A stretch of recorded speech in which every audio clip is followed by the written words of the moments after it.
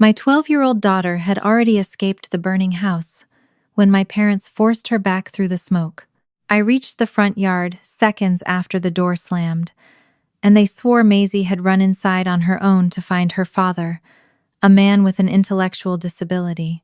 But Owen, her biological father, was standing beside me. When he realized she was trapped, he turned toward the flames. Hours later, the evening news showed what had really happened at that doorway.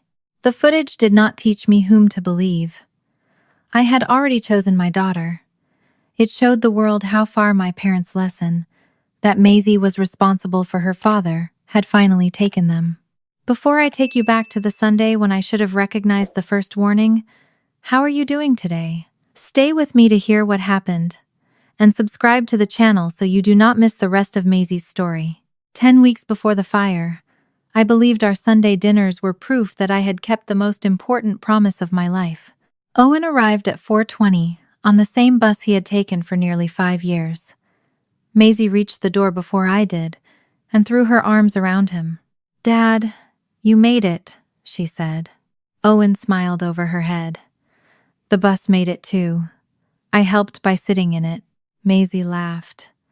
His humor was plain enough to miss if you were not listening, but it made her laugh every time.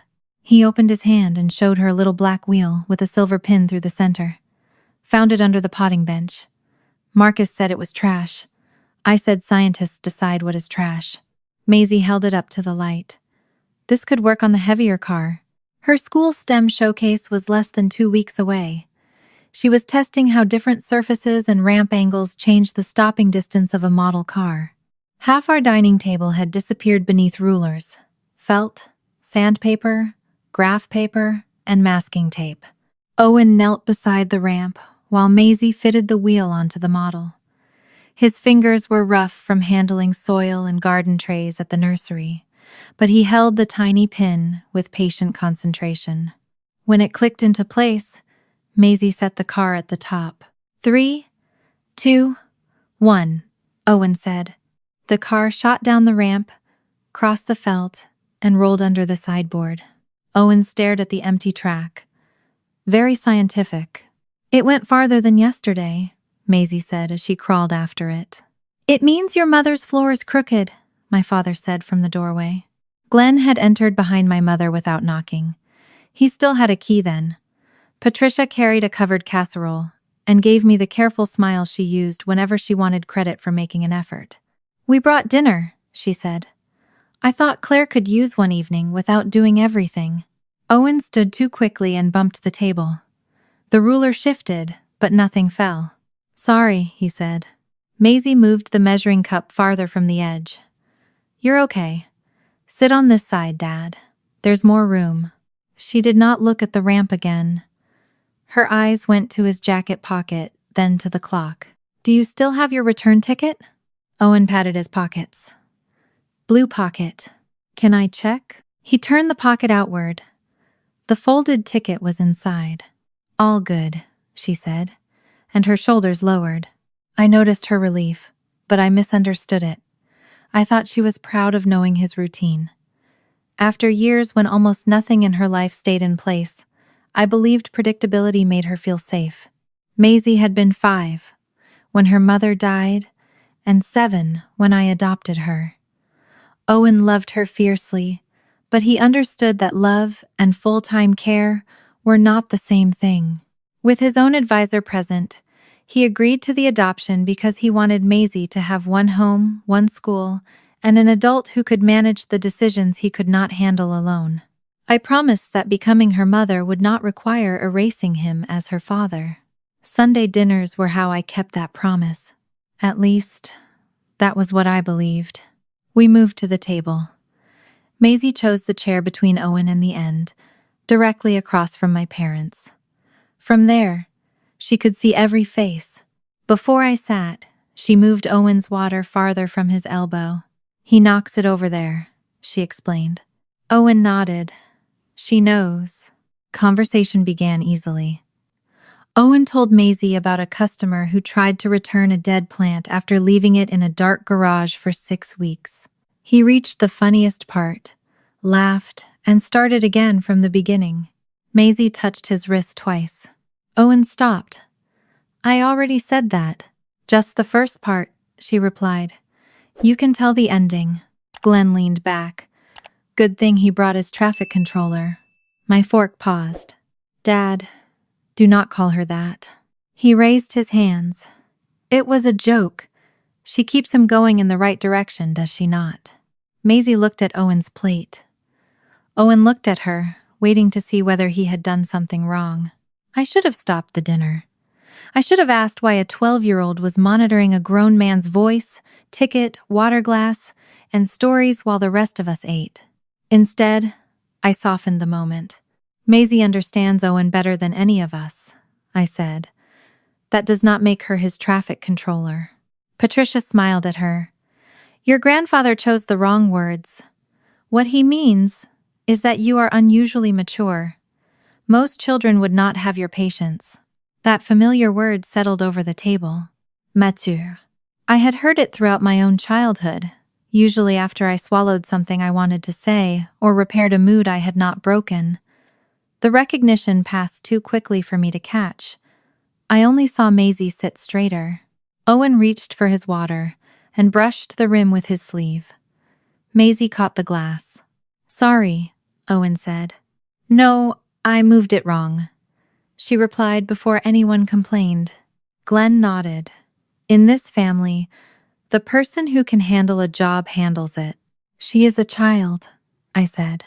And a capable one, Patricia replied. There is nothing wrong with teaching a child to be useful. Maisie changed the subject. She asked Owen whether he remembered the rules for the STEM showcase. He brightened. I wear the blue shirt. I sit where you show me. I do not talk when judges talk. You can talk, I said. It is your daughter's presentation. Maisie shook her head. Only if they ask him something. Owen pulled a folded sheet from his jacket. Maisie made me a list so I can do really good. He sounded proud. I unfolded it beneath the table light. Keep your ticket in the blue pocket. Use your quiet voice. Do not touch the display. If you feel upset, tell me first. Do not leave without me. Wait until I say it is okay to talk. At the bottom, beneath 2 underlined words, she had written, Do not make people look. Her own presentation cards were still blank on the counter. She had not practiced her opening sentence or decided how to explain her results, but she had prepared 6 rules for her father.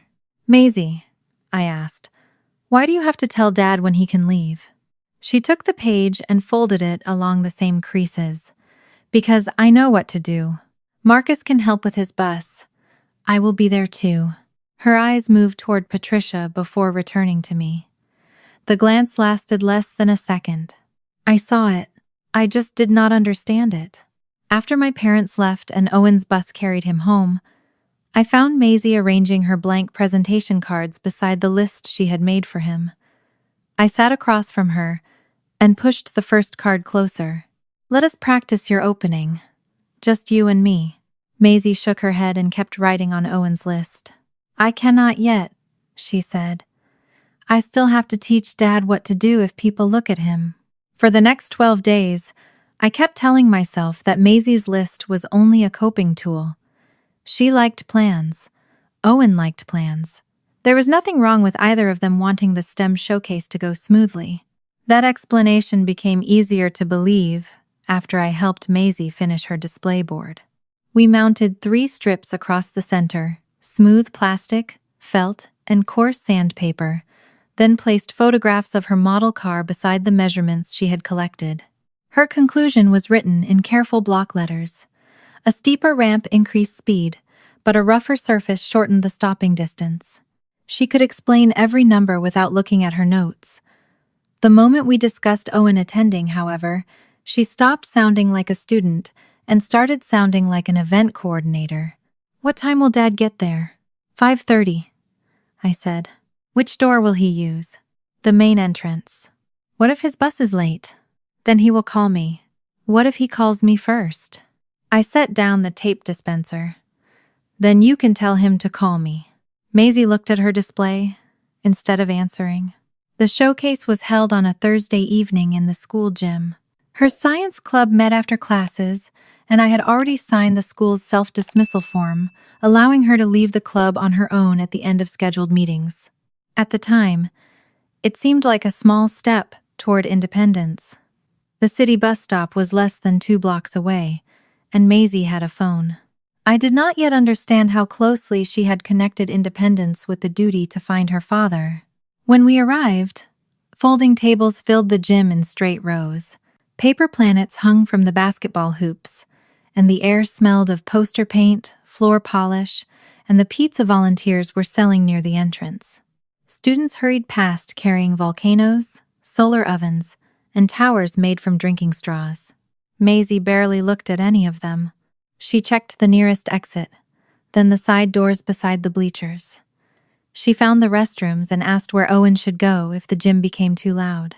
Before setting down her project, she checked her phone twice to make sure she still had his bus schedule. "You know your own presentation better than anyone here," I told her. "That is the part you should be thinking about." "I am thinking about it. You just check the doors again, in case Dad needs one." I wanted to tell her that Owen's needs were not her assignment. Instead, I adjusted the corner of her display board and said, "I will be here.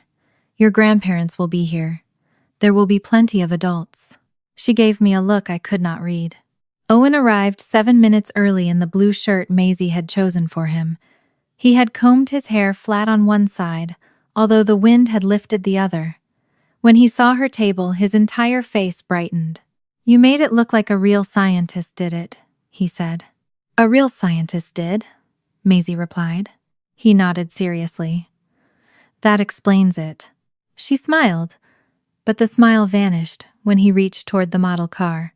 "Do not touch that one yet. The axle is loose." Owen pulled his hand back immediately. I remembered no touching. "You can touch it when I show you." He put both hands behind his back. I saw the movement. I saw how quickly he obeyed. Still, I told myself Maisie was nervous because she cared about the project. Owen leaned closer to her display. "If I need to go outside, will you be mad?" "No," Maisie said. "Just tell me first. You will be talking. I can stop." "You do not have to stop," I said. "Owen, tell me if you need a break. Maisie will stay with her project." Owen looked at Maisie before nodding.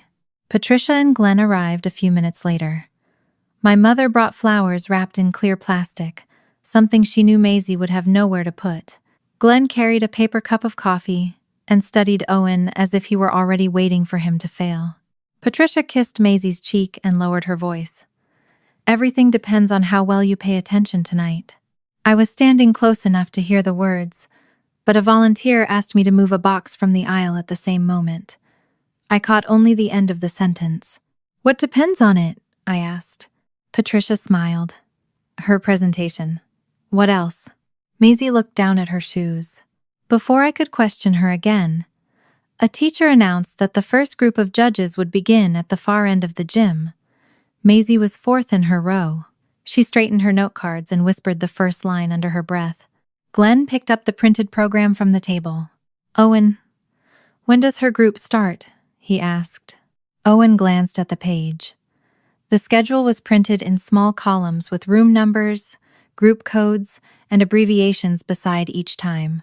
"He does not need to read that," I said. "Maisie starts in about 10 minutes. Glenn held the program toward him. I asked Owen. Owen accepted it. His eyes moved across the page. 6:15. "That is the robotics demonstration," Glenn said. Owen traced another line with his finger. Then 6:30. "That is refreshments." Several parents nearby turned at the sharpness in Glenn's voice. Owen tried again. His finger slipped to the next column. Glenn gave a short laugh. "This is why adults need to know their limits." "Dad," I said. "What?" "I did not print the program." Owen lowered the page. Color climbed from his collar into his cheeks. He glanced at Maisie, then at the people who had turned to look. "I can find it," Maisie said quickly. "Dad, give it to me." I was reading. "I know," Let me see. Owen held on to the paper. Glenn took a sip of coffee. She cannot do her own work and manage you at the same time. The muscles around Owen's mouth tightened. He looked back at the page, but his eyes were no longer moving from line to line. He was staring through it. Dad, Maisie said, touching his wrist twice. Owen folded the program, unfolded it, then folded it again. I need outside, he said. I will go with you, Maisie replied. A teacher stepped toward her table. Maisie Holloway? The judges are ready for you. Maisie looked at the 3 adults standing near her, then at Owen as he moved toward the gym doors. I will be right back, she said. The teacher gestured toward the judges. They need to continue down the row. Maisie was already following Owen. I caught her gently by the arm before she reached the aisle. Stay with your project. I will help him. She pulled against my hand. He needs me. He needs an adult, and I am here. He will not know where to go. The side doors lead to the courtyard. I will take him there. She shook her head harder. No, he has to tell me first. Maisie, the judges are waiting. I do not care. I had never heard her say those words about something she had worked so hard to finish. Owen reached the gym doors and looked back. The noise around us seemed to press closer. Shoes squeaked against the floor. A microphone crackled near the stage. Someone dropped a metal water bottle behind the bleachers. Maisie twisted her arm, trying to free herself. Let me go. I am not stopping you from helping him. I am telling you that I will do it. You do not know what to say. Then tell me. It does not work if I am not there. Her voice rose enough for the teacher and the nearest students to hear. Patricia stepped closer. Claire, do not make a scene. Let her calm him down. That sentence stopped me. Not help him. Not check on him. Calm him down. I loosened my grip but did not release Maisie. Why does she have to do that? Patricia's expression changed. This is not the place. Maisie pulled again. Panic sharpened her voice. If I do not fix it, Dad will lose the Sundays. The gym noise continued around us, but the space beside her table seemed to go silent. What did you say? I asked. Tears filled her eyes. Grandma said if I do not keep Dad good, people will see he cannot come anymore. Patricia reached for her. That is not what I said. Maisie backed into the edge of the table. The model car rolled down the ramp without anyone releasing it, crossed the smooth plastic, and fell to the floor. If I do not fix Dad, he will lose the Sundays, she cried. You said Mom is not hard enough to tell him. Owen had returned to the doorway. He stood with one hand against the frame, close enough to have heard the last sentence. His face went still. The teacher quietly guided the judges to the next table. Maisie's note cards remained beside the ramp, untouched. Her name was removed from the presentation order, and the students on either side of us began speaking too loudly, pretending not to listen. I wanted to take Maisie somewhere private. I wanted to demand answers from my mother. I wanted to go to Owen before the shame on his face turned into something harder to reach. For the first time, I could not hold every person in the room together. I packed Maisie's display without asking her to present again. On the drive home, Owen sat beside her in the back seat. He kept his hands folded between his knees and left several inches of space between them. After 3 silent blocks, he asked, Who said I only get to be your dad if you keep me good? Maisie lifted her eyes to mine in the rearview mirror. Grandma said Mom was not hard enough to tell you. Maisie's answer stayed in the car long after the engine stopped. Owen sat beside her in the back seat, his hands still folded between his knees. He had not touched her since leaving the school. Maisie kept watching him from the corner of her eye, as if she were waiting for him to become angry, cry, or disappear. I parked outside my house but did not open the doors. Mom is not ending Sundays, I said. Nothing Maisie said tonight changes whether you are her father. Owen looked at me through the mirror. She thinks it does. I know. Maisie wiped her face with her sleeve.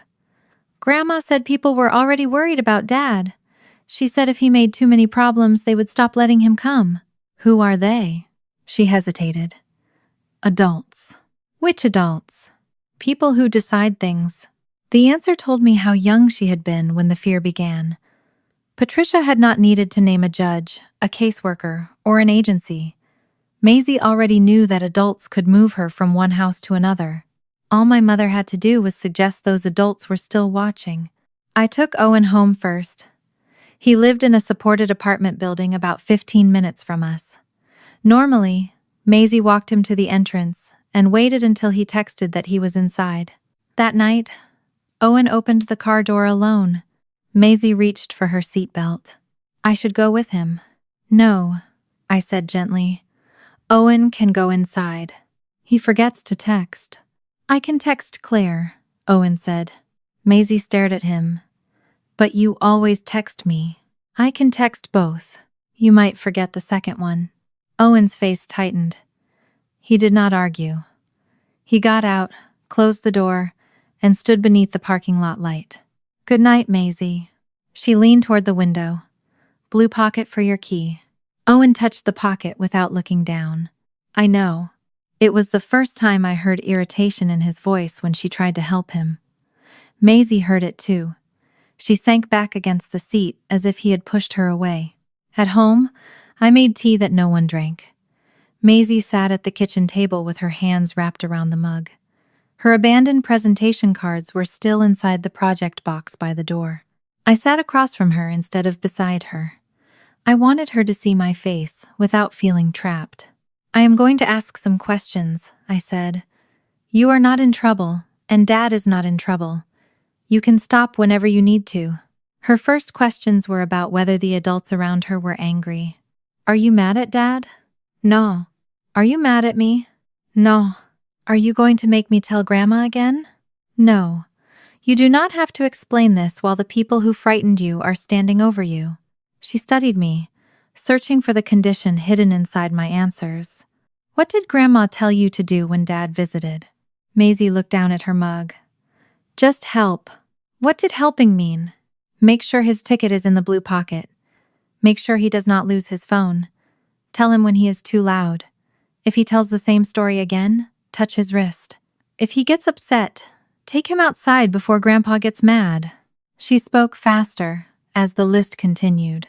I have to check that he does not touch things that are not his.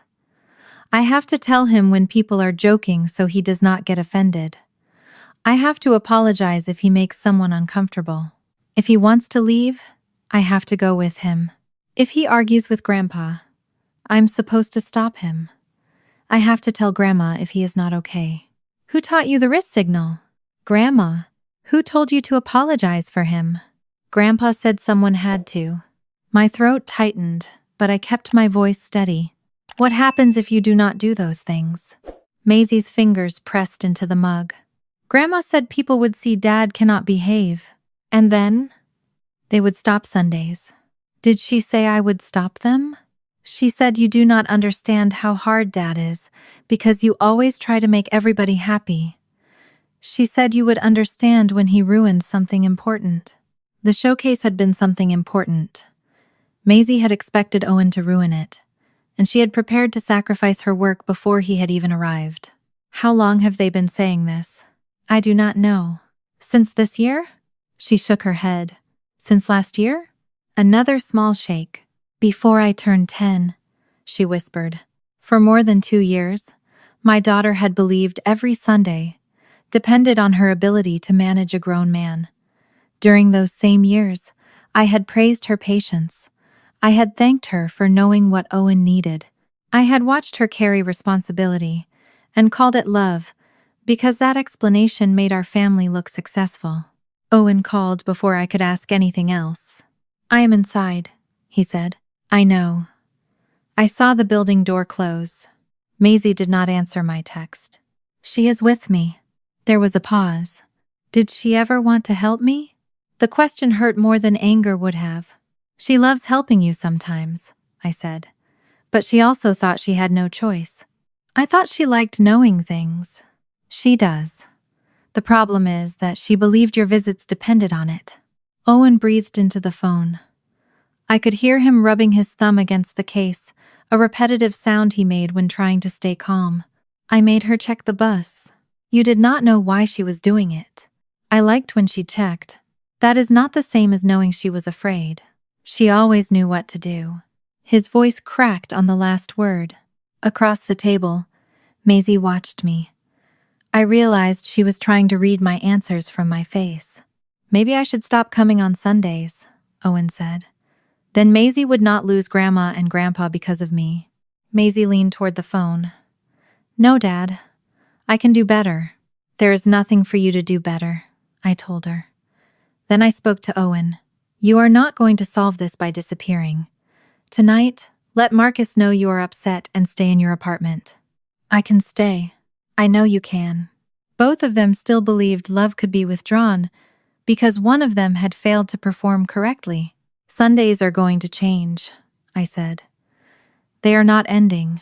After Maisie went to bed, I sat alone at the kitchen table and remembered a Thanksgiving when I was 11. Glenn had been angry because Patricia invited his brother without asking. My mother took me into the laundry room and told me I was the only person my father would listen to. I spent the meal watching how much he drank, changing the subject whenever his voice rose, and removing his car keys before dessert. The next morning, Patricia told me I had been remarkably mature. There had been other moments. Christmas mornings when I opened my gifts slowly because Glenn was in a mood. Family trips when I sat between my parents so they would not argue. Dinners when Patricia whispered that I needed to be helpful because she could not handle one more problem. They had not invented a new role for Maisie. They had handed her mine. I called my parents the next morning and told them to come to my house without Maisie or Owen present. Patricia arrived first. Glenn followed with the expression of a man summoned to discuss someone else's mistake. My mother placed her purse on the counter and looked toward the hallway. Where's Maisie? At school. She should hear us clear this up. No, she has heard enough.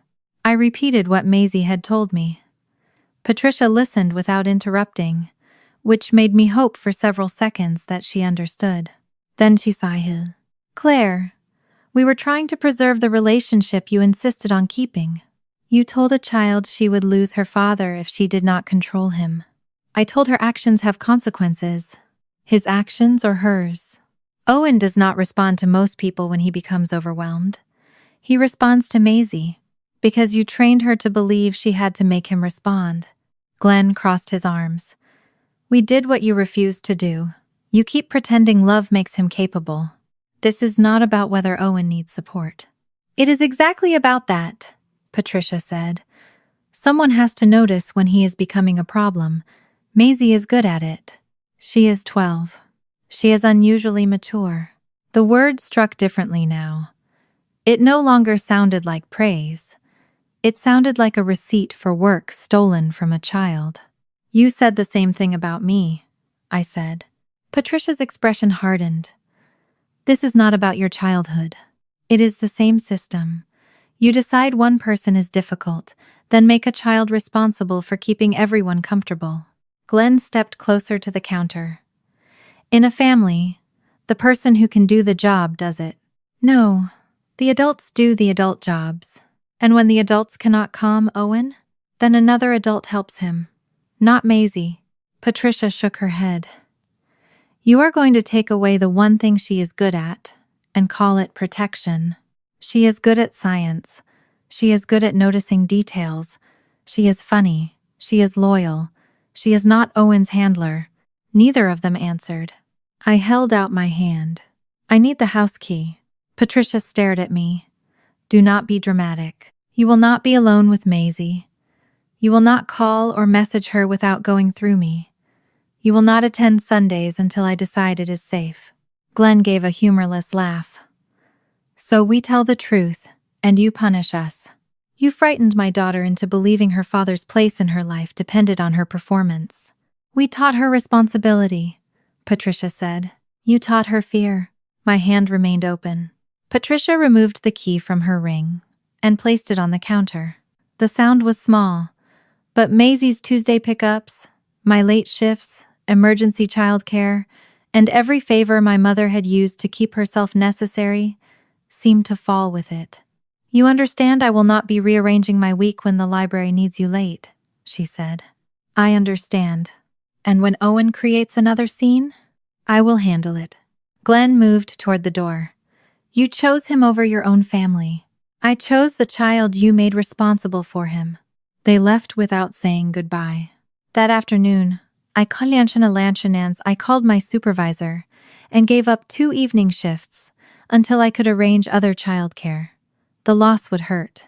So would the knowledge that Maisie might blame herself each time she saw me rushing from work or calculating a schedule. When she came home, she noticed the key on the counter. Grandma gave it back? Yes. Is she mad? Yes. Maisie set down her backpack. Fear moved across her face before she managed to hide it. Is Dad still coming Sunday?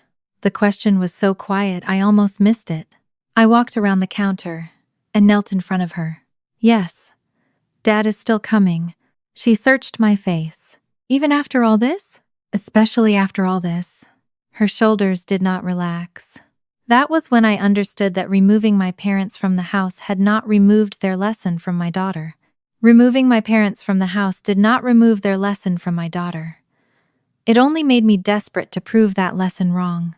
The following Sunday, I planned every minute before Owen arrived.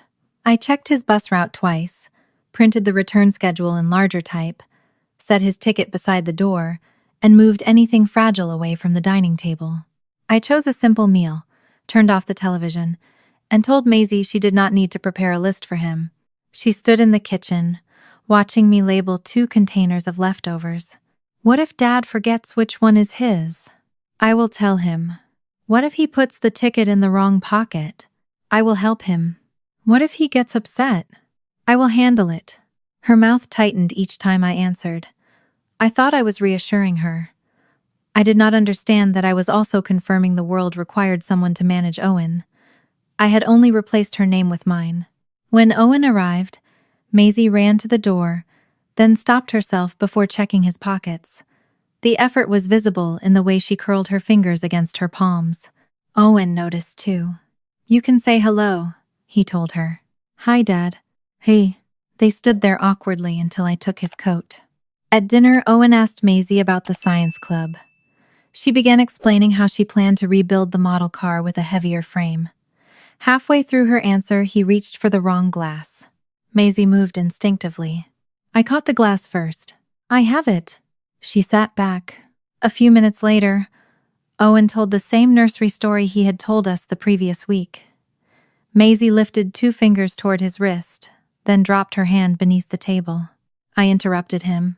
You told us that one already. Owen stopped speaking.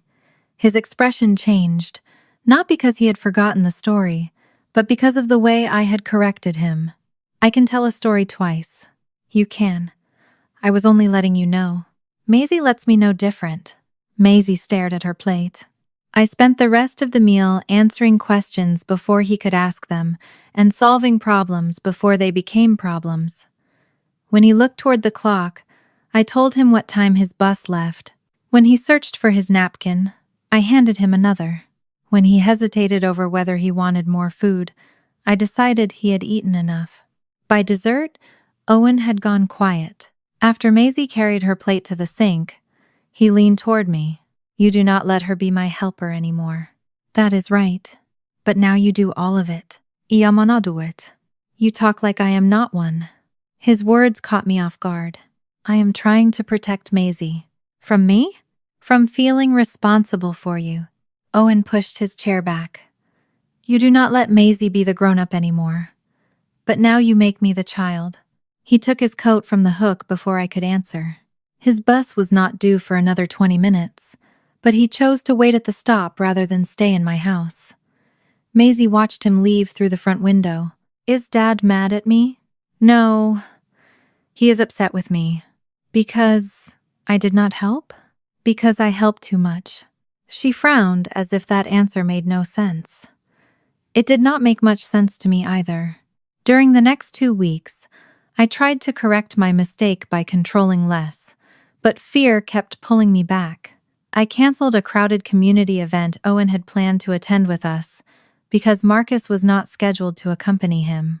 I answered when a cashier asked Owen whether he wanted a receipt.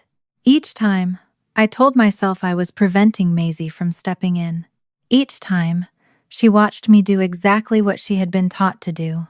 She stopped correcting Owen in front of me, but the behavior did not disappear. It became quieter. I found screenshots of his bus routes on her phone.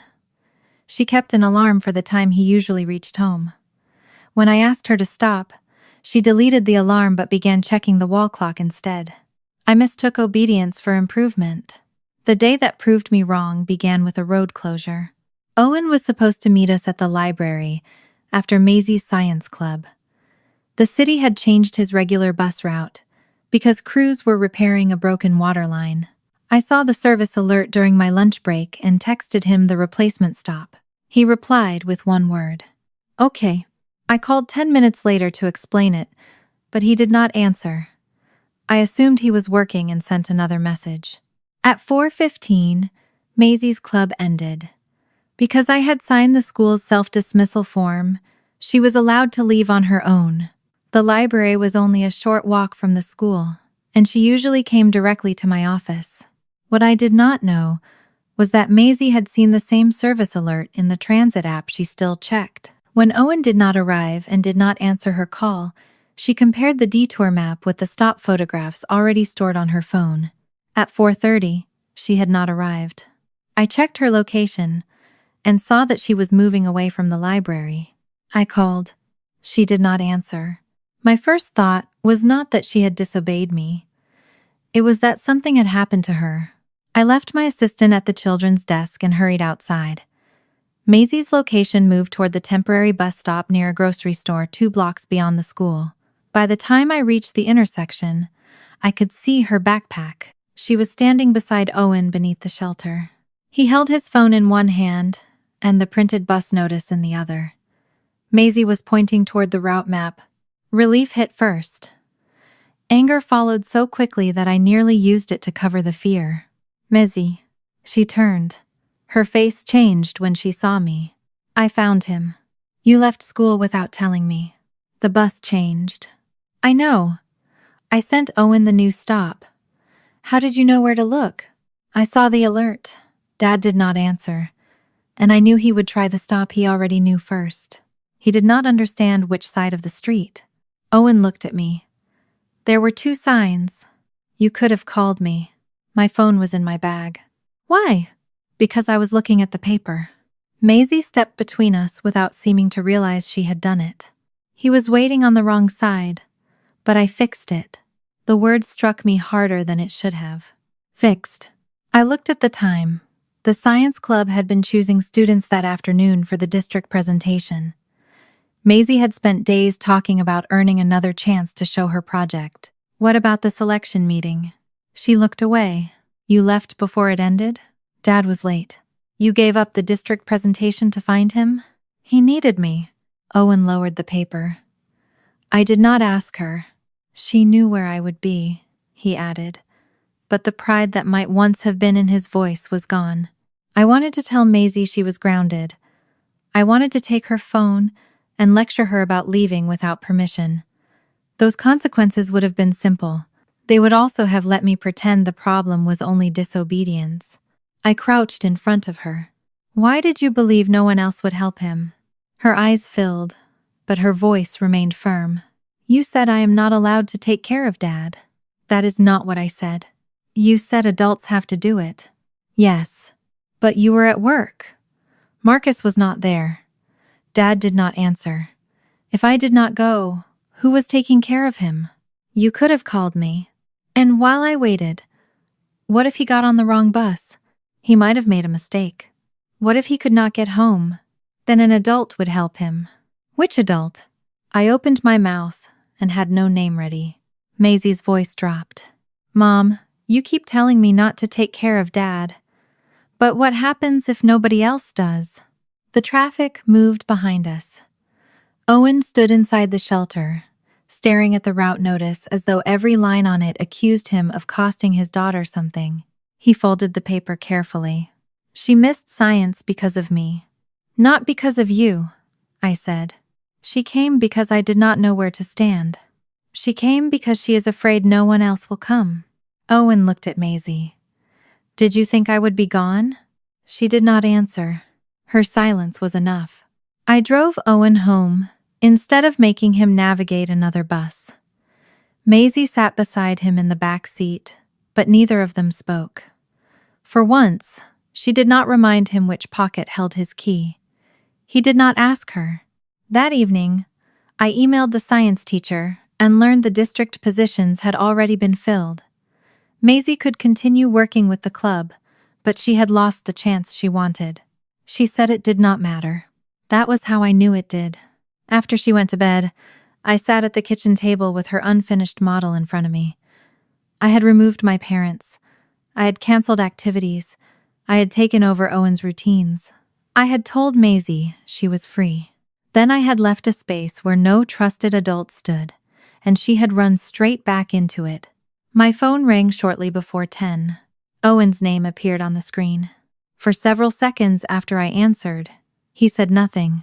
I do not want Maisie to be my helper anymore, he finally said. I closed my eyes. But I do not know how to need somebody else and still be her dad. Owen's question stayed between us on the phone. I do not know how to need somebody else and still be her dad. I looked at Maisie's unfinished model car on the kitchen table. One wheel leaned at an angle because she had removed it to test a heavier axle. She had spent weeks studying what made an object slow down, but none of us had understood how much weight she was carrying. I do not have an answer ready, I said. Owen was quiet. That is not a bad thing, I added. I have been giving everyone answers before they can tell me what they need. You tell me what to do a lot. I know. Maisie does too. I know that now. He rubbed his thumb against his phone case. I could hear the soft scraping through the speaker. What kind of help would make things easier for you? I asked. All help makes people think I cannot do things. That is not what I asked. He stopped rubbing the case. I asked what would make things easier. Owen took so long to answer that I thought the call had disconnected. Bus changes, he said, when they move the signs. What else? Places with too many people. Papers with too many words. When everyone asks me something at the same time. Do you want someone to speak for you? No. His answer came immediately. Do you want someone to tell you how you feel? No. Do you want someone to decide whether you can see Maisie? No. Then those are boundaries. Owen breathed out. I can have boundaries if I need help? You should have them especially when you need help. The next evening, Owen came to the house without my parents present. Maisie had been waiting by the window, but she did not run outside when his bus arrived. She stayed on the couch with her science notebook open across her knees. Owen entered, removed his coat, and checked his blue pocket without being reminded. My key is here, he announced. Maisie looked up. Okay. He sat in the chair across from her. Neither of them knew how to begin. I brought 3 glasses of water to the coffee table and deliberately left Owen's near his elbow. He noticed. You put it in the dangerous place. I did. He moved it himself. Maisie's eyes followed the glass, but her hands remained on her notebook. Owen looked at her. I need to say something. Am I in trouble? No. I need you to listen, and you can ask me anything after. She waited. Owen pressed his palms against his knees. I liked when you helped me. Maisie's shoulders lowered slightly. You never made me feel stupid, he continued. When other grown-ups help, they sometimes talk like I am not there. You do not do that. I know how to explain things. You do. Then I can still help. Owen glanced at me before answering. Sometimes. If you want to. Not because you think I disappear if you do not. Maisie closed her notebook. I do not think you disappear. You left science to find me. You were at the wrong bus stop. I was on the wrong side of one street. You could have gotten on the wrong bus. I might have. And then what? Then I would ask somebody. What if they were mean? I would ask somebody else. What if nobody helped? Owen's expression tightened. The questions were not really about the bus. They were about every adult who had ever decided whether he belonged in her life. I sat beside Maisie. Your father is allowed to make a mistake, I said. A mistake does not erase him. What if it is a big one? Then adults help with the consequences. She looked at Owen. Grandma said adults will get tired. Owen leaned forward. You do not keep Sundays for me. Maisie's eyes filled. I can help you be good. I am not good because you help me. You get upset. So do you. I am a kid. Yes. The word landed softly, but Maisie looked as if she had never heard it used as permission before. Owen continued. You are my kid. You are not the reason I am your dad. You do not hold that job. Maisie wiped her eyes with the heel of her hand. Then who helps you? That is what I am going to choose. Marcus Dale had worked with Owen's supported living program for more than a year. I had met him twice in passing, but Owen had always limited his involvement in family visits. Marcus helped with financial paperwork, appointments, and problems in the apartment building. He did not usually accompany Owen to events, because Owen had insisted he did not need anyone watching him around Maisie. 2 days later, the four of us met in a quiet room at the library after closing. I chose the location because Owen knew the building. Maisie could sit near me, and no one had to feel trapped in an office. Marcus arrived carrying a plain notebook. He did not open it until Owen gave permission. I heard there was a problem with a bus change, he said. There were 2 signs, Owen replied. That sounds confusing. It was. What would have helped? 1 picture showing which side. Marcus wrote that down. Maisie leaned forward. I have pictures of all his usual stops. Marcus looked at Owen instead of answering her. Do you want to use Maisie's pictures?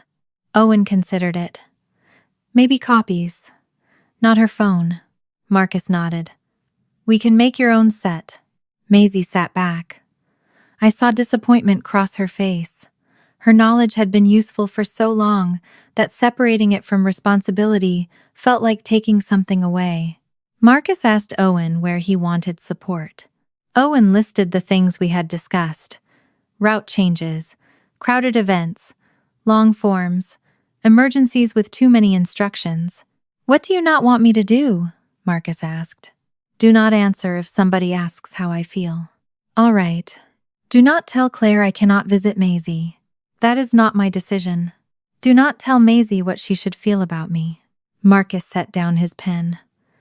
That is not my decision either. Owen looked surprised by how easily the boundaries were accepted. I had expected Marcus to present a plan. Instead, he asked questions until Owen began building one himself.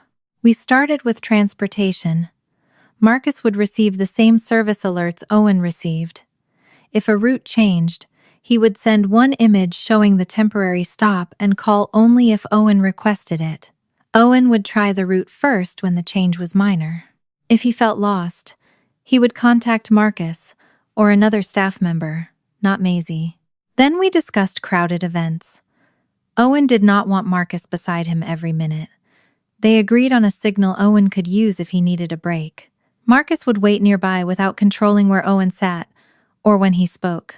Maisie listened without interrupting until Marcus mentioned emergency plans. I should be on that list, she said. You are part of the family plan, I told her. I know Dad's signs. Owen frowned. What signs?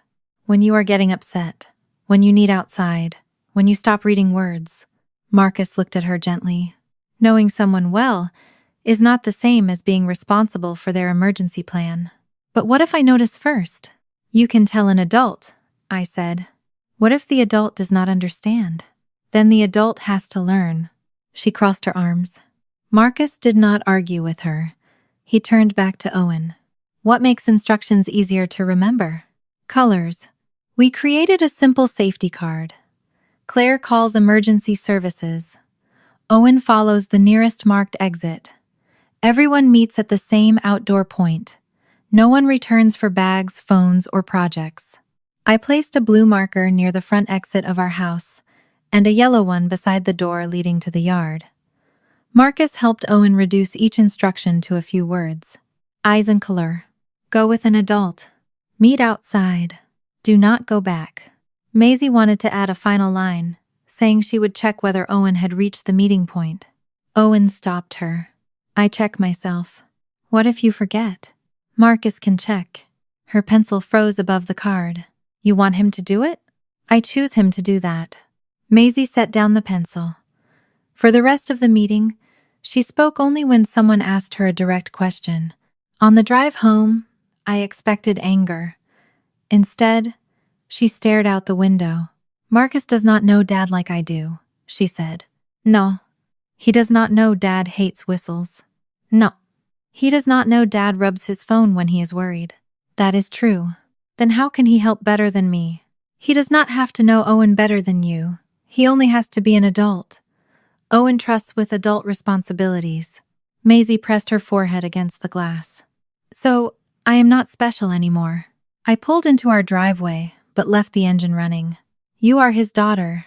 No one can replace that. He picked Marcus. He picked Marcus for bus changes and emergencies. He picks you when he wants to tell a terrible joke or bring home a wheel he found under a bench. She tried not to smile. He did not find that wheel. Someone probably threw it away. Your father believes scientists decide what is trash. That earned the smallest laugh. The new system felt unnatural at first. Owen forgot to contact Marcus after one schedule change. I nearly stepped in, then waited while he found the correct number himself. Maisie asked whether he had eaten 3 times during one visit. Owen answered the first 2 times and ignored the third. The following Sunday, Marcus came with Owen because the bus company had changed its weekend route again. At the kitchen table, Marcus showed him 2 pictures of possible stops. Owen studied them. Maisie rose halfway from her chair. This one is closer to the pharmacy, she said. Owen looked at her, then back at Marcus. I do not understand why there are 2 choices. Marcus began explaining the entire detour. Owen lifted one hand. Fewer steps. Marcus stopped. Owen pointed at the pictures. Tell me where I get on and where I get off. Marcus gave him the 2 locations. Owen repeated them once, folded the pictures, and put them in his blue pocket. Across the table, Maisie slowly sat down. Nothing collapsed. The harder part was what came after. Freedom did not arrive with the relief I expected. The next morning, I found her standing in the kitchen with Owen's bus schedule open on her phone. She had already checked whether the weekend detour was still active. Marcus has the route information, I said. I know. Then why are you checking it? I was just looking. She locked the screen and placed the phone face down. 10 minutes later, while packing her lunch, she asked whether Owen had remembered to eat breakfast. I have not spoken to him this morning. Should I text him? No. What if he forgot? Owen sometimes forgets breakfast.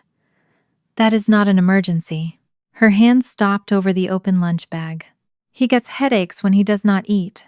Then he will notice the headache, or Marcus will help him plan meals if Owen asks. Maisie pushed an apple into the bag harder than necessary. You keep saying I do not have to do things, but you never say what I am supposed to do instead. The question stayed with me after she left for school. For years, the adults around Maisie had praised her for being useful.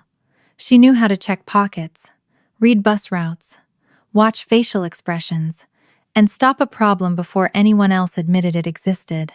Removing those duties had not simply made her free. It had taken away the role that made her feel necessary. That evening, she sat at the dining table with her science notebook open, but spent more time watching the clock than writing. What happens at 7:15? I asked. Dad usually gets home from the nursery. Marcus is meeting him today. I know. Then why are you watching the clock? She shrugged. I sat across from her. What would you be doing right now if you did not have to think about Owen? I do not know. What do you want to do? I said I do not know. Her voice sharpened, and I let the silence remain, instead of filling it with suggestions. Finally, she touched the edge of the damaged model car. I would have been working on the district presentation. The selection meeting she had abandoned was over, but her science teacher had told me another student might withdraw. Even without a place, Maisie could rebuild the project and keep attending the club. Then let us start there, I said. She did not immediately agree. She picked up the model and spun one crooked wheel. The frame is too light. We can change it. The measurements from the showcase are not good enough. Then we can take new ones. What if they do not choose me? Then the project will still belong to you. She looked doubtful, but she took a pencil and began listing materials. That Saturday, Owen invited us to the nursery. Marcus would be there because they were practicing a new bus connection after Owen's shift. Maisie spent the drive asking whether Owen knew we were coming and whether Marcus had confirmed the return route. I answered the first question and refused to answer the others. "You are doing it again," she said. "Doing what?" "Keeping information from me. I am leaving Owen's information with Owen. It affects me. His safety matters to you. That does not mean every detail belongs to you." She turned toward the window and did not speak until we reached the nursery. Owen was working beneath a long greenhouse roof, moving small trays of seedlings from a metal cart to a waist-high bench. The air smelled of wet soil and rosemary. Drops of condensation clung to the clear panels overhead. When he saw Maisie, he raised one gloved hand. "You came on Tomato Day. Is Tomato Day good?" "It is better than Dead Fern Day." Marcus stood near the end of the aisle, speaking with another staff member. He acknowledged us but did not follow when Owen led Maisie toward the workbench. Owen showed her 2 trays of seedlings. Several labels had fallen loose during watering. "I need someone with better eyes," he said. Maisie examined the stems and leaves. "You want me to fix the labels?" "I want you to help me tell which kind is which. That is plant help, not dad help." She looked at him to see whether he was joking. "What is the difference?" "I asked because you like plants and details. I did not ask you to make sure I get home." Maisie studied the seedlings. One variety had darker, more sharply cut leaves. "These are probably the cherry tomatoes." Owen checked the picture guide clipped above the bench. "You are right." For the next 20 minutes, they worked together. Maisie compared leaves, while Owen replaced labels. She did not check his pockets or ask about his bus. Once, she looked toward Marcus when a delivery cart blocked the aisle, but she stayed beside the plants. Owen made a mistake and put one label in the wrong tray. Maisie corrected him without apologizing for him or looking around to see who had noticed. "That one goes here," she said. Owen moved it. "Good catch." The exchange was so ordinary that it nearly broke my heart. When Owen's shift ended, Marcus joined him near the employee entrance. He showed Owen a picture of the temporary bus stop. Maisie leaned forward to see. Owen folded the picture before she could read it. "I have it." "Which stop is it?" she asked. "The one Marcus and I picked." "What if it changes?" "Then I call him." Maisie looked hurt, but she nodded. On the drive home, she held a small tomato leaf Owen had given her. "Dad still needed me today. He wanted you." "That is not the same." "No, it is better." She rolled the stem between her fingers without answering. That night, we rebuilt the model car. Maisie replaced the light frame with a heavier wooden base and tested 3 axle positions. We measured stopping distance across felt, plastic, and sandpaper until masking tape covered the floor. For nearly 2 hours, neither of us mentioned Owen. I did not realize how rare that had become until Maisie looked at the clock and said, "We forgot to check whether Dad got home." Her face tightened immediately. I waited. She reached toward her phone, then stopped. "Marcus would call if something happened, right?" "Yes." "And Dad can call." "Yes." She drew her hand back. "Then we need 3 more trials on the sandpaper." We were recording the final measurement when I noticed an envelope among the day's mail. My name was written across the front in Patricia's careful handwriting. I considered putting it away, but Maisie had already seen the return address. "Is that from Grandma?" "Yes." "Are you going to read it?" "I have not decided." "Can I?" "No. It is addressed to me." She looked disappointed but did not argue. I read it after she went to bed. Patricia wrote that she had gone too far. She said she should not have made Maisie feel responsible for whether Owen visited. She admitted that keeping secrets from me had been wrong. Then, halfway down the page, the apology changed shape. She wrote that she had acted from fear. Owen needed more help than I was willing to acknowledge, and Maisie had always understood him better than anyone. Patricia promised not to assign her duties again, but she hoped I would eventually recognize that families sometimes relied on the person best able to prevent a crisis. At the end, she asked for one supervised dinner. I read the letter twice. It contained enough regret to sound sincere, and enough justification to prove that nothing fundamental had changed. The next morning, Maisie asked about it before breakfast. "Grandma wants to see us? She wants one dinner. Are you going to say no?" "I have not decided. She misses me." "How do you know?" "Because I miss her." There was no accusation in her voice. That made the answer harder. Patricia had frightened and manipulated her, but she had also attended school concerts, baked birthday cakes, and cared for Maisie when I worked late. Children did not stop loving people the moment those people became unsafe. "Missing her does not mean you have to see her," I said. "I know. Seeing her does not mean everything goes back to normal. I know that too." Owen came for his Sunday visit that afternoon. After Maisie showed him the rebuilt car, I gave him a summary of Patricia's letter. I did not ask him to decide for me. He listened while turning one of the spare wheels between his fingers. "Maisie wants to see them? She misses them. Do you?" The question surprised me. "Sometimes." Owen nodded. "I do not want to be why you lose your mom and dad." "You are not. They say I am. They say many things that are not true." He placed the wheel on the table. "If you do dinner, I choose if I come." "Yes. And I can leave." "Yes. Marcus does not have to come." "No." Owen thought for a moment. "I want to come. I want Maisie to see I can ask for help without her." I did not agree to the dinner that day. First, I called Patricia. I read every rule aloud. She would not be alone with Maisie. She would not ask Maisie to explain Owen, calm him, watch him, or speak for him. Owen could leave any room or end the visit. I could end dinner the moment a boundary was crossed. Patricia did not interrupt.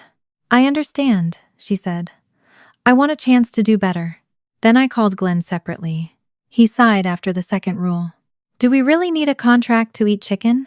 We are not negotiating." I never asked Maisie to be his nurse. You told her the person who could do the job had to do it. That is common sense. "Do you agree to the rules?" A long silence followed. "Yes," he said at last. "I agree. I chose my house because Owen functioned better in a familiar space. Maisie wanted to show them her rebuilt project, and I could end the visit without waiting for anyone else to leave a restaurant or public building. No one would stay overnight. No one would arrive early. Dinner would last 2 hours. When I told Owen the plan, he listened carefully. "They said yes to every rule?" he asked. "Yes. Do they understand?" I looked at the list I had written beside Patricia's letter. "They understand what will happen if they do not follow them." But that was not what Owen had asked. On the afternoon my parents returned, I checked the house as if preparation could turn trust into something measurable. The blue marker beside the front entrance was still visible from the living room. The yellow marker near the kitchen door pointed toward the backyard. I tested both smoke alarms, cleared the narrow hallway beside the foyer, and made sure nothing blocked the path between the dining room and either exit. Maisie watched me from the floor, where she was arranging the 3 surfaces for her rebuilt STEM project. "Are you expecting a fire?" she asked. "No, we made a safety plan, so I am making sure it still works. Marcus said we are not supposed to go back for projects." "That is right." She looked at the model car in her hands. "Even this one?" "Especially that one." She placed it at the top of the ramp and released it. The car crossed the smooth plastic and stopped just beyond a strip of masking tape. 38 inches, she said. Owen arrived 20 minutes before my parents. He checked his key, removed his coat, and placed his bus card in the blue pocket without looking at Maisie. She noticed. Neither of them said anything about it. "Do you still want to do this?" I asked him quietly. Owen glanced toward the window. I said yes. You are allowed to change your mind. I know. That answer mattered more than the decision itself. He joined Maisie on the floor and studied the rebuilt model. This car looks expensive now. It has a wooden base. Scientists got funding. I found the wood in the garage. Government funding? Maisie laughed and handed him the car. Do not release it until I say. Owen held it at the top of the ramp. I remember. When the doorbell rang, Maisie's smile disappeared. Patricia stood outside, carrying a covered dish and a grocery bag. Glenn was behind her with a bottle of sparkling cider tucked beneath one arm. They had arrived at the exact time I gave them, neither early enough to catch me unprepared, nor late enough to make a point. My mother waited for permission before stepping inside. Thank you for letting us come, she said. Glenn looked past me toward the living room. Are we taking attendance too? Patricia touched his arm. We agreed to the rules. He gave a short nod. We are here, are we not? It was not an apology, but it was restraint. Maisie remained beside her project. Patricia approached slowly and stopped several feet away. May I see what you have been working on? Maisie looked at me before answering. You can come closer. Patricia knelt beside the ramp without touching anything. Maisie explained how the rougher surface shortened the model car's stopping distance. My mother listened carefully and asked why the heavier frame changed the results. For several minutes, the conversation belonged entirely to Maisie. Glenn stood near Owen, watching the model roll down the ramp. That one pulls left, he said. The axle is not straight, Owen replied. You can see that? Owen looked at him. It pulls left. Glenn almost smiled. The moment was ordinary enough to make me feel foolish for being afraid of it. In the kitchen, Patricia uncovered the breaded chicken cutlets Maisie had once called her best Sunday dinner. My mother always insisted the final batch had to be fried just before serving so the coating stayed crisp. She had brought a shallow pan and enough oil to cover the bottom. I can cook them, I said. You are already hosting.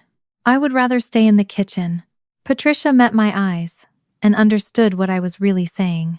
I will not leave the stove. The words should have reassured me. Instead, they reminded me that our agreement depended on everyone continuing to choose it. Dinner began quietly. Maisie sat beside her project rather than between Owen and my parents. I had deliberately placed Owen at the end of the table, where he could leave without passing anyone. Patricia served the cutlets directly from the first batch and returned the remaining pieces to the kitchen. The pan stayed over low heat while she finished preparing them. Owen asked when we would eat dessert. After dinner, I said. He waited a few seconds. What time? Patricia looked toward Maisie. Her eyes moved away before Maisie could respond. About 7:30, she told Owen. He nodded. It was a small correction, but I saw Maisie relax. A few minutes later, Owen dropped his napkin. Glenn looked at Maisie by reflex. She kept eating. The silence lasted barely a second before Glenn bent down and picked it up himself. There, he said. Crisis handled. Thank you, Owen replied. Glenn leaned back. I was making a point. I know. Owen's calm answer left Glenn with nowhere to take the joke. Patricia returned to the kitchen to turn the next batch. When she came back, Maisie was showing Owen a chart from her project. He leaned close to read the labels. What is this word? Coefficient, Maisie said. Owen tried it once and missed a syllable. Glenn corrected him. Owen repeated it. Glenn corrected him again, more slowly. He understands the chart without saying every word perfectly, I said. I am helping, Glenn replied. No, Owen said. You are making me say it for you. The room changed. Glenn placed his fork down. I am trying to teach you. I did not ask. Maisie's hand moved toward Owen's wrist, then stopped above the table. Owen saw it. I can say when I need help, he told her. She lowered her hand. Patricia entered carrying another plate. Her gaze moved from Glenn's expression to Owen's clenched fingers, then settled on Maisie. You know what helps your father when he gets like this. Maisie stared at her plate. I pushed back my chair. That is exactly what you agreed not to say. I did not assign her anything. I only said she understands him. She does not have to act because you are uncomfortable. Patricia set down the plate harder than necessary. This is not about my comfort. Look at him. Owen's breathing had changed. He pressed one thumb against the edge of the table and repeated the first words of a sentence without finishing it. Maisie began to rise. Stay seated, I said. Patricia turned toward her. Your father needs you. No, I said. Owen needs space. He responds to her. He can respond to himself. Glenn gave a dry laugh. That has gone well so far. Owen stood. I need outside. I will go with you, I said. Maisie pushed her chair back. Owen looked directly at her. You stay with your car. She froze. He repeated it more calmly. You stay. I led Owen through the kitchen. The pan was still on the rear burner, the oil shimmering beneath the light. Several uncooked cutlets remained on a plate beside it. I reached past Patricia and turned the burner off. Leave the last batch until you can stay with it. The oil is fine, Claire. Then it can wait. I opened the kitchen door and stepped outside with Owen. From the dining table, Maisie watched us cross the threshold. The evening air was cold enough to clear the smell of oil and food from my lungs. Owen moved to the far end of the patio and pressed both hands against the wooden railing. I asked him to stop. He said, You did. He did not. I know. Through the glass, I saw Patricia return to the range. Her body blocked the controls, and I believed she was moving the pan off the heat. Only later did I learn that she had turned the burner back on, lowered another cutlet into the oil, and then followed Glenn into the dining room. Maisie was still at the dining table. My mother stood beside her, speaking with one hand pressed to the chair back. Glenn remained near the doorway between the dining room and living room. I could not hear every word, but I heard Patricia say, You cannot use these new rules to abandon your father. I reached for the door. Owen caught my sleeve. Do not leave me alone. The request stopped me. You are not alone. Inside, Maisie shook her head. Patricia leaned closer instead of returning to the kitchen. The smoke alarm sounded. For 1 second, none of us moved. Then orange light flashed across the kitchen window. I pulled open the door, but a wave of dark smoke pushed toward us. Flames had climbed above the stove and caught along the underside of the cabinets. Heat drove me back onto the patio. Maisie! I screamed. Through the smoke, I saw movement toward the front of the house. The kitchen route was already blocked.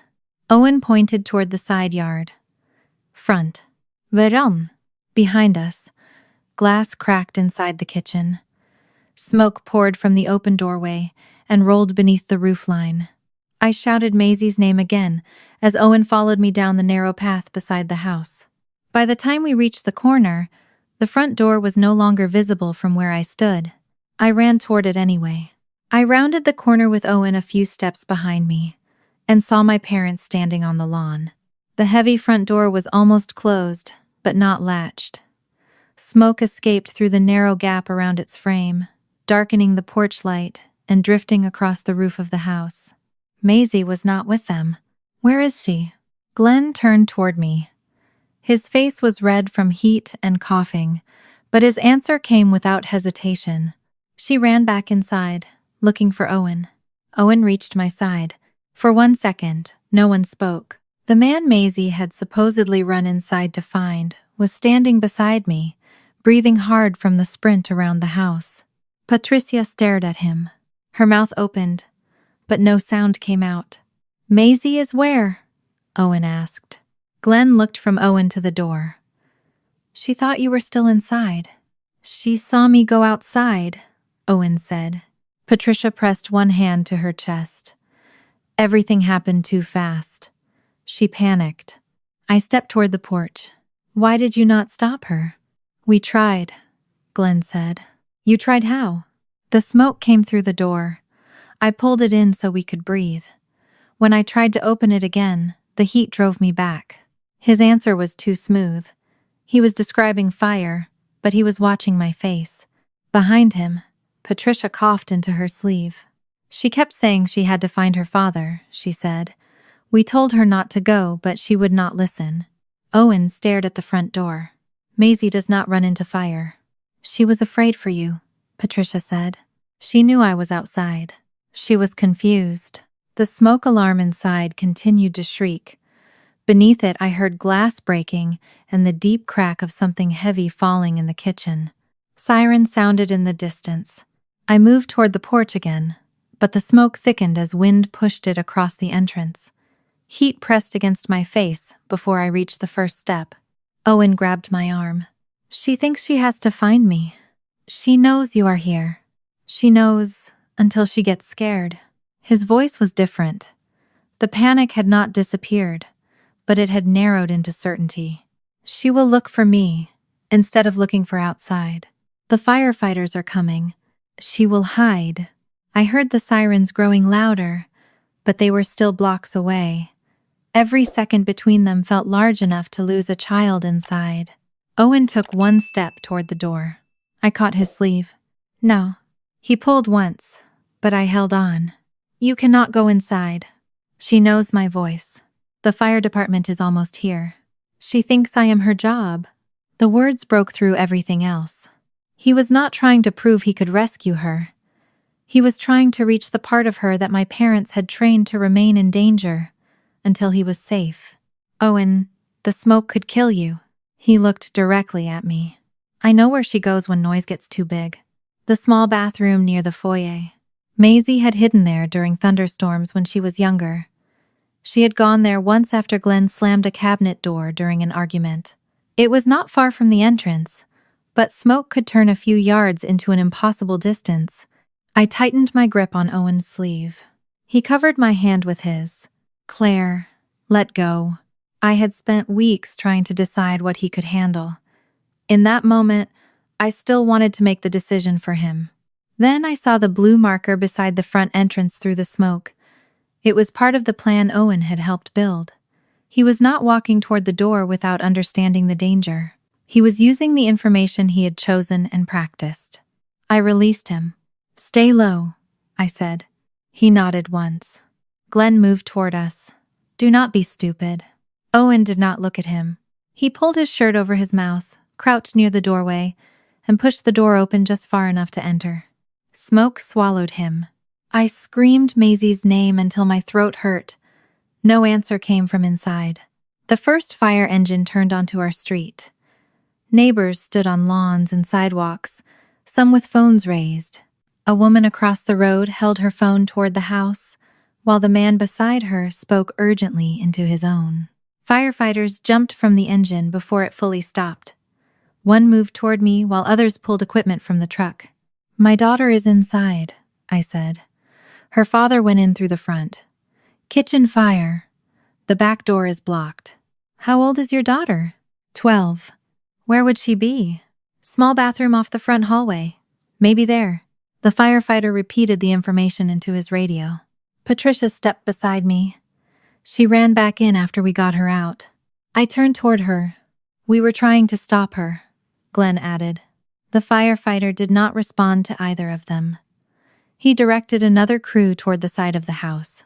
I could no longer see Owen through the entrance. I could hear only the alarm, the rush of water from a hose, and the firefighters calling to one another. Later, Owen told me what happened after he crossed the doorway. He stayed low and followed the blue marker until smoke covered it. He called Maisie's name, but she did not answer. He moved toward the bathroom because he remembered the places she chose when sound became too much. The door was open. Maisie was on the floor near the wall, trying to crawl in the wrong direction. She had covered her mouth with both hands and could not hear him over the alarm. Owen touched her shoulder. She fought him at first. Then he used the words from the safety card. Eyes on color. Go with an adult. Maisie looked at him. Dad? I am here. She tried to ask how he had gotten inside, but he told her to move. They made it back toward the foyer. Before the smoke thickened, Owen could no longer see the blue marker. He kept one hand on Maisie and called for help. That was when the firefighters found them. From the lawn, I saw two figures appear behind the men at the doorway. One firefighter carried Maisie beneath her arms, while another supported Owen.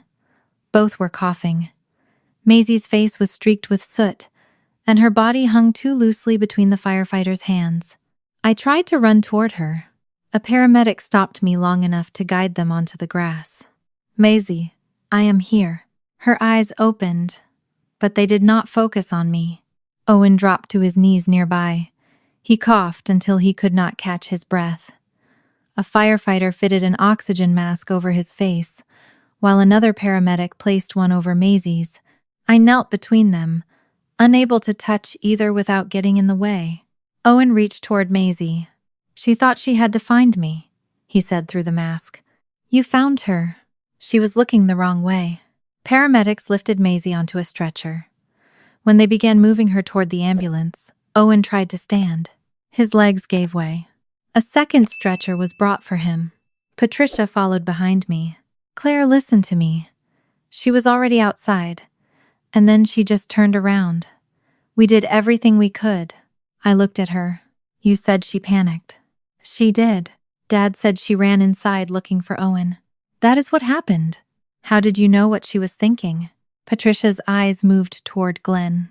He stood near the driveway, coughing into his fist. When he noticed me watching, he came closer. "There was no time to ask questions," he said.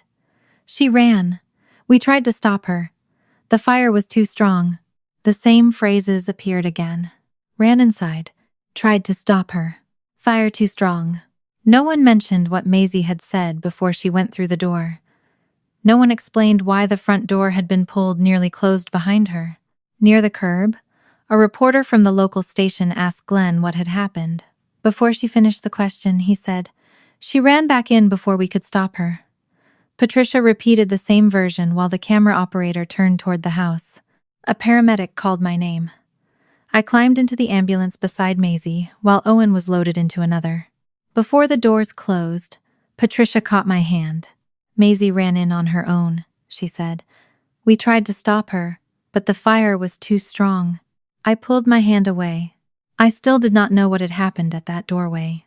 But I knew my parents had prepared their story before anyone had asked them for one.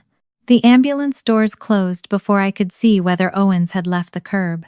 A paramedic worked beside Maisie, adjusting the oxygen mask and watching the numbers on the monitor. I sat near her feet with both hands clenched in my lap because every place I wanted to touch seemed connected to a tube, a wire, or an injury I could not see. Her eyes opened once during the drive. "Dad? He is alive," I said. "He is in another ambulance." She tried to lift her head. "Stay still, sweetheart. He is getting help." Her eyes closed again, but the tension in her forehead remained. At the hospital, they took her through a set of double doors and stopped me at the desk long enough to confirm that I was her legal mother. I answered questions about allergies, medications, previous conditions, and the time we believed she had entered the house. That was the question I could not answer. I did not see her go in. The nurse looked up. My parents said she ran inside. I reached the front after the door was almost closed. The nurse recorded only what I knew. She did not ask me to choose between versions. A staff member led me to a small family waiting area outside the treatment rooms. My clothes smelled of smoke. Soot streaked one sleeve where I had touched the porch rail without noticing. Patricia and Glenn arrived several minutes later. My mother crossed the room toward me. "Have they told you anything?" "Not yet." "She was awake in the ambulance?" "Briefly." Patricia pressed her hand to her mouth. Glenn remained near the wall, his eyes moving between the doors and the television mounted above the empty reception desk. "It happened so quickly," Patricia said. "One second she was outside, and the next she ran back." "You said she was already outside?" "Yes." Glenn stepped closer. "She must have thought Owen was still inside. Owen was standing beside me when I reached you." "She did not know that," he said. Patricia nodded too quickly. She was panicking. Children do not think clearly in a fire. I looked at both of them. You told me she kept saying she had to find her father. That is what she was trying to do, Patricia said. How do you know? My mother's expression tightened. Because she ran back inside. The answer circled itself. A doctor came through the doors and asked for me. Maisie had significant smoke exposure, but she was breathing on her own with oxygen support. They were monitoring her airway and blood oxygen closely. She had bruising and scrapes, but no major burns had been found. Can I see her? For a few minutes. She may be confused and exhausted. Do not push her to explain anything. I will not. Patricia moved forward. I am her grandmother. The doctor looked at me. Only me, I said. My mother stopped. I followed the doctor into the room. Maisie looked smaller beneath the hospital blanket than she had on the stretcher. A clear mask covered her nose and mouth. Her hair smelled faintly of smoke, even after the nurses had wiped her face. I sat beside her and placed my hand where she could reach it. Her fingers moved first. She held on weakly. Mom, I am here. Dad? He is alive. Her eyes opened wider. Where? Another treatment room. I am going to find out more as soon as I can. She tried to pull the mask away. I stopped her gently. You need that. I have to see him. You do not have to do anything right now. Her eyes filled. I left him. You did not leave him. Owen was outside with me. Maisie stared at me as if she had not understood.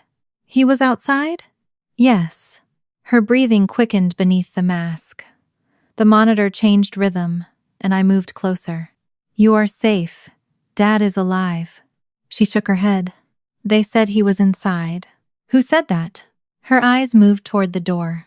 I did not ask for names. I did not ask her to describe the porch or repeat every second. The doctor had warned me not to push, and she should never have needed a perfect account to earn my belief. Maisie swallowed. They said Dad was my job. The words were faint, but I heard them. I thought of the list in Owen's pocket. The bus stops. The abandoned presentation. Patricia standing beside the dining table, telling Maisie she could not use new rules to abandon her father. I asked one question. Did they make you go back inside? Maisie's fingers tightened around mine. She nodded. The movement was small, but the world shifted around it. The door opened behind me. Patricia had followed a nurse into the hallway and was standing just beyond the threshold. She is confused, my mother said. The smoke and medication can make people remember things incorrectly. I rose without letting go of Maisie's hand. You are not coming into this room. Claire, listen to yourself. She was terrified. She may believe anything right now. She believes what you spent years teaching her. Glenn appeared behind Patricia. Do not destroy this family over a few words from a child who can barely stay awake. I looked at him. She is not destroying anything. You did not see what happened. No, I did not. Then you cannot know. I know my daughter told me you sent her back. Patricia's voice dropped. We were trying to save Owen. Owen was outside. We did not know that. Maisie told you. My mother's face changed. It was not a confession. It was only a pause, but it told me she understood which part of the story had begun to fail. You will not speak to Maisie, I said. You will not ask her to repeat herself. You will not enter her room or tell anyone she is confused. Glenn shook his head. You are choosing her version before you have evidence. Yes, the word came easily. I had waited too many years to protect Maisie until every adult agreed she deserved it. Yes, I am choosing my daughter. A nurse asked Patricia and Glenn to return to the waiting area. I stayed until Maisie fell asleep again. When I stepped into the hallway, another nurse told me Owen was awake. Because he had given permission, she could share that he was being treated for smoke inhalation and exhaustion. His condition was stable, but they wanted to keep him for observation. Can I see him? Briefly. Owen was sitting upright with oxygen beneath his nose. His face and hands had been cleaned, but soot remained near his hairline. Maisie? Stable. She woke up. Did she ask for me? Yes. His eyes closed. She went back because of me. No. She thought I was inside. My parents put her back inside. Owen opened his eyes. I told him only what Maisie had said.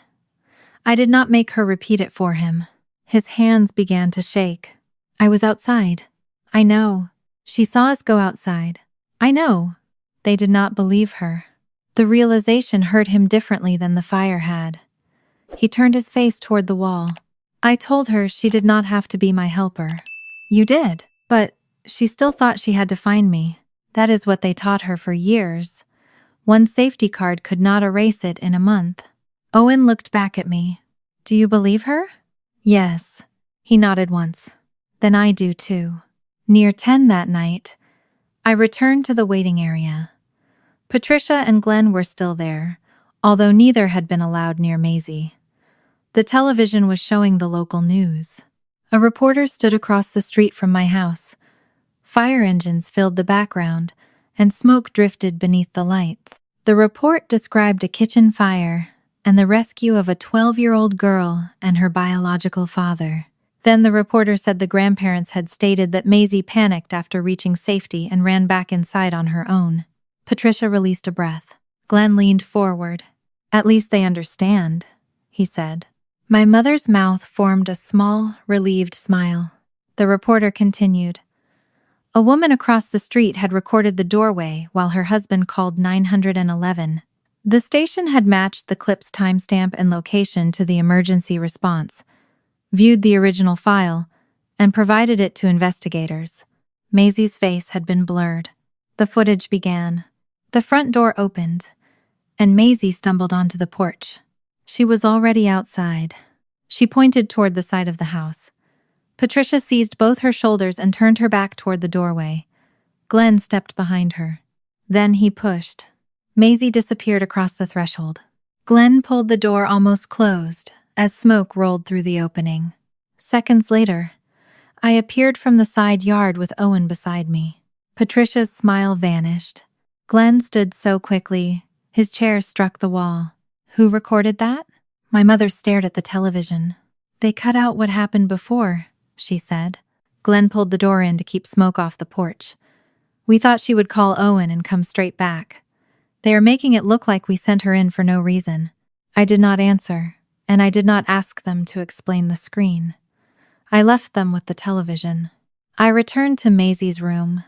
Owen had been allowed to sit beside her for a few minutes. His arm was bandaged where the heat had caught his skin. Maisie opened her eyes and looked at it. Did you take your medicine? She whispered. Owen looked at me, then back at her. Tomorrow, I will ask Marcus to remember that part with me. Even after the fire, my daughter was still trying to do her old job. The footage changed what the public knew, but it did not change what Maisie's body had learned. She spent 2 nights in the hospital. Owen stayed 1 night longer because his breathing remained rough and the burn on his arm needed treatment. Neither of them suffered the kind of injuries that made headlines sound heroic, but both carried the smoke home in ways no camera could show. We did not return to our house. The fire had destroyed most of the kitchen and damaged the electrical system, while smoke and water had reached nearly every room. The loss of use coverage on my renter's policy paid for most of a furnished apartment while the damage was assessed, and local emergency aid helped with immediate clothing and school supplies. We arrived with 2 pharmacy bags and a cardboard box containing the few school materials the firefighters had recovered. Her STEM project was not among them. The first night, the apartment's smoke alarm flashed a green light above the hallway. Maisie stared at it until I covered the light with a small piece of paper. At breakfast, the smell of oil heating in another apartment drifted through the ventilation system. Her spoon struck the floor. I turned off our stove even though I had not been cooking. We can eat cereal, I said. She nodded without looking at me. When the building tested its fire alarms 3 days later, Maisie crawled beneath the dining table before either of us understood what she was doing. I sat on the floor several feet away and waited until she could hear my voice over the sound. I did not tell her she was safe. Safety was not a sentence I could prove anymore. I told her where we were, which exit was closest, and that I was staying with her until the alarm stopped. Owen recovered in his own apartment with Marcus helping him manage medication and follow-up visits. He called Maisie every afternoon, but even the first video call showed how quickly the old pattern could return. "Did you take the medicine for your arm?" she asked. "What time? Did Marcus see you take it?" Owen answered the first question, then looked toward me through the screen. For years, he had turned to Maisie when he felt uncertain. Now he was beginning to turn to me instead. Neither choice solved the problem. "Owen," I said, "who do you want helping you remember the medicine?" He was quiet for several seconds. "Marcus." "Then ask him." Maisie leaned toward the screen. "I already know the schedule." "I know," Owen said. "But it is not your schedule." Her face closed. After the call, she accused me of making Owen keep secrets from her. "I am not asking him to hide anything," I said. "I am asking him to choose who handles his medical routine." "What if Marcus forgets?" "Then Owen and Marcus deal with it." "What if Dad gets hurt?" "He is allowed to have risks in his life." "He almost died." "So did you." The words came out too sharply. Maisie flinched, and I hated myself for using the fire as a weapon. I sat beside her. "I am sorry. You should not have to prove you are more hurt before someone takes care of you." She stared at her hands. "I knew Dad was outside." "I know," I told them. "I know." They looked at me, like I was wrong. My throat tightened. "You were right. What if I had yelled louder?" "No." "What if I had run to the yard?" "No, Maisie." "What if I had pushed Grandma away?" "You were a child standing between two adults. What happened was their decision." She looked at me. "You let them come back." The sentence hurt because it was true. "Yes." "You thought rules would stop them." "Yes." "Why?" "Because I wanted to believe they could behave differently without becoming different people." She waited for me to defend myself. I did not. "I should have recognized what they were teaching you much earlier," I said. "I should have ended that dinner when they broke the first rule. I am sorry." "Was it your fault?" "The fire was not my choice, and sending you back was not my choice. But giving them another chance was my decision, and I will not pretend it had no consequences." She leaned against me, without answering. Patricia sent 3 messages during the first week. The first said she loved Maisie. The second said the video lacked context. The third said no grandmother should lose her family over one terrible decision made during an emergency. I did not show them to Maisie. I replied once, "You will not contact her. Any necessary communication will go through the appropriate adults while the incident is reviewed." The original video, Maisie's statement, and the accounts from the scene were preserved. With the hospital social worker and the assigned investigator, I documented a temporary safety plan requiring all communication from Patricia and Glenn to pass through me while the incident was reviewed. They had no direct contact with Maisie. I did not explain possible charges to her, or promise that a legal outcome would heal anything. The most important boundary had already been made. They no longer had access to her fear. Owen also struggled after the fire. People at the nursery called him brave. A local reporter asked whether he wanted to describe the rescue. He declined. "I do not want to prove I can go in fires," he told me. "People will think I can do everything now." "You do not have to prove that. I still need help." "I know. Saving Maisie does not make the bus signs easier." "No." He looked relieved that I had not turned his rescue into a cure. The first Sunday, after both of them were home, we met in the furnished apartment. Marcus came with Owen because the bus route had changed again. He stayed long enough to confirm the return trip, then sat in the living room with a book while Owen and Maisie assembled a new model car from materials donated by her science teacher. Maisie checked the clock twice. The third time, Owen noticed. "My medicine is at 7. "I know. Marcus has an alarm. What if his phone is silent?" Owen picked up his own phone and called across the room. "Marcus, I need you to help me remember the medicine." Marcus raised the phone in acknowledgement. Owen turned back to Maisie. "Your job is getting better. I picked an adult to help me. Maisie looked at the unfinished car. Can I still remind you about normal things? If you want to, and if I want you to. That sounds complicated. Owen nodded. Being people is complicated. She laughed despite herself. Over the following weeks, our Sundays changed. Sometimes Owen came with Marcus. Sometimes he traveled alone on a route they had practiced. Maisie helped him choose music or identify seedlings, but she did not check his pockets. When she forgot and asked about his medication, Owen answered once, then redirected her to her own work. The old system did not disappear all at once. It lost power each time.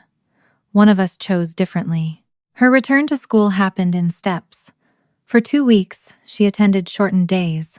A trauma counselor and the school counselor arranged advance notice, before alarm drills, a seat near an exit, and a quiet room she could choose without explaining herself.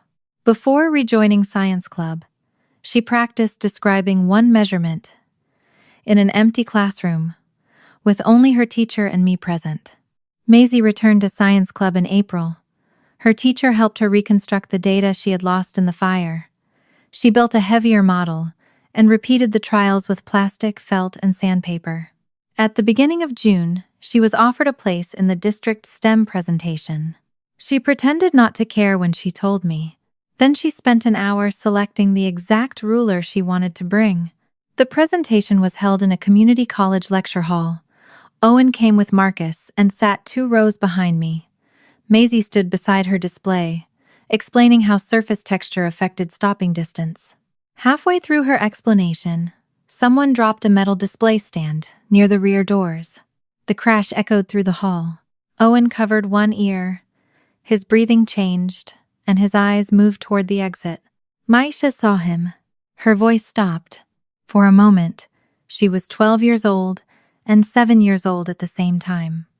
She looked ready to abandon the table, the judges, and every measurement she had rebuilt. I kept my hands in my lap. I did not signal for her to continue.